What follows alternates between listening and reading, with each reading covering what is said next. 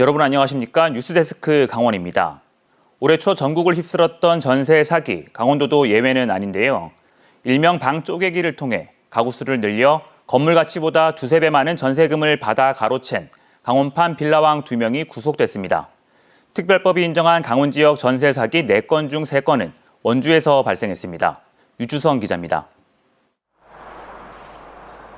원주에 거주하는 한 40대 남성은 최근 몇 년 사이 원주시 단계동, 반곡동, 단구동, 횡성 읍파리에 총 39세대 규모로 5채의 건물을 지었습니다. 이 남성은 은행 대출을 받아 건물을 지었고 일명 방 쪼개기를 통해 허가받은 가구 수보다 더 많은 가구를 확보한 뒤 전세 매물을 내놓았습니다. 방 쪼개기는 이제 일반적으로 건축물 준공 후에 방을 여러 개로 늘리는 겁니다. 임대 보증금을 더 많이 받을 수 있도록 임대인들이 하는 수법입니다. 건물은 경매로 넘어갔고 임차인들은 돈을 받지 못했습니다.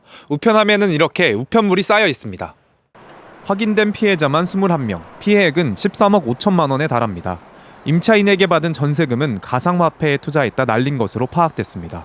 자기 자본금 없이 건물을 이제 연속적으로 이제 신축을 했고 능력이 없는 걸 본인이 알기 때문에 당연히 의도가 없었다고 저희가 판단했습니다. 반곡동의 한 신축 건물에서도 전세 사기 피해자가 10명 나왔습니다. 20대 남성은 2억 원만 내고 대출을 5억 원 넘게 끼고 있는 건물을 매입해 전세금 6억 원을 받아 챙긴 뒤 돌려주지 않았습니다. 경찰은 건물의 잔존 가치 1억 7천만 원이 돌려줘야 할 전세금에 비해 턱없이 부족했던 만큼 반환 능력과 의사가 없었던 것으로 보고 이 남성을 사기 혐의로 구속 송치했습니다. 중개를 의뢰받았던 공인중개사 대부분은 은행빚이 너무 많은데 모든 물건을 전세로 내놓는 건 무리라며 부담스러워했지만 피의자들이 더 많은 중개 수수료를 주겠다고 하자 일부 중개사들이 중개에 나선 것으로 드러났습니다. 하지만 경찰은 이들 중개인을 전세 사기의 공범으로 보지는 않았습니다. 공모했다는 정황이 확인이 되지 않았고 설명서나 확인서상 그 내용은 다 고지가 된 것으로 확인이 돼서 저희가 입건하지 않았습니다. 원주는 강원도 내에서도 전세 사기 피해가 집중된 지역이었다는 게 통계로도 확인됩니다. 강원도는 전세 사기 피해 지원 특별법에 따라 지금까지 67건을 전세 사기로 인정했는데 이 중 50건이 원주 지역에 몰려 있었습니다. 74%에 달하는 수치입니다. 다른 사례와 마찬가지로 원주에서도 소수의 임대인이 다수의 전세 사기 피해자를 양산했습니다.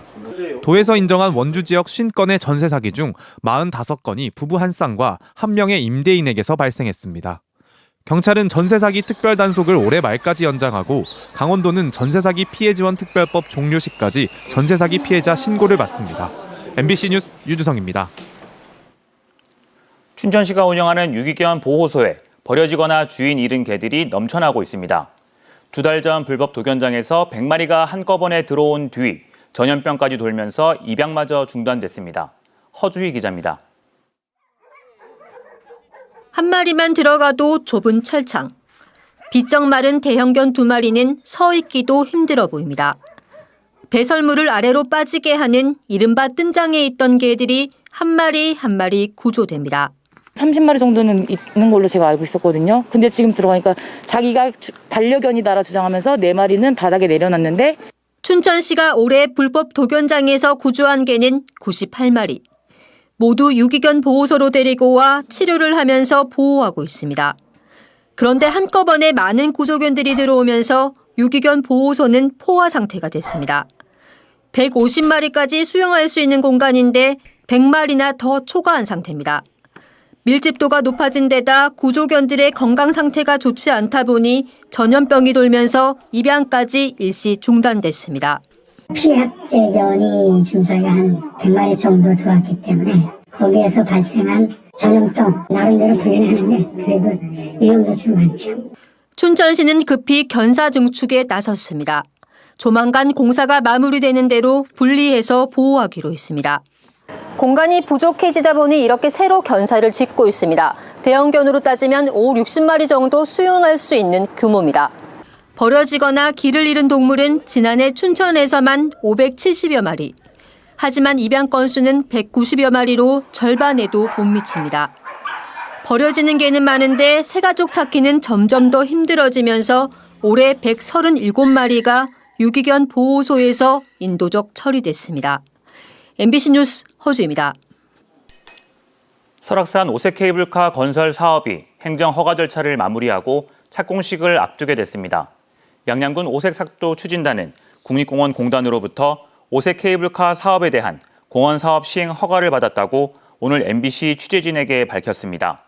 이로써 오색 케이블카 사업은 지난 2009년 환경부가 국립공원 안에 케이블카 건설 규제 완화를 추진한 지 14년 만에 착공에 필요한 허가 절차를 마무리하게 됐습니다. 지난 13일부터 전라남도 일원에서 펼쳐지고 있는 제104회 전국체육대회에서 강원도 선수단이 12위를 달리고 있습니다. 강원도 선수단은 오늘 사격 남자 대학생부와 태권도 여자 대학생부에서 금메달을 추가로 획득했습니다. 현재까지 강원도 선수단은 금메달 15개, 은메달 26개, 동메달 40개를 따냈습니다. 핀수영 표면 마이너스 200m 종목 여자 고등부에 출전한 서가현 선수는 한국 신기록을 세웠고 수영 종목에서는 대회 신기록 2개가 새로 나왔습니다. 강원도가 내일부터 2023 강원 세일 페스타를 개최합니다. 46일 동안 이어지는 이번 행사에는 강원도물과 17개 시군물을 비롯해 도내 기업과 유통업계가 함께 할인 이벤트를 벌여 소비 진작에 나섭니다.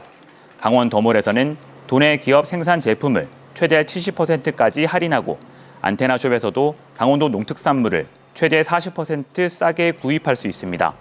강원 세일 페스타는 고금리와 고물가 장기화로 위축된 지역 경기를 활성화하기 위해 마련됐습니다.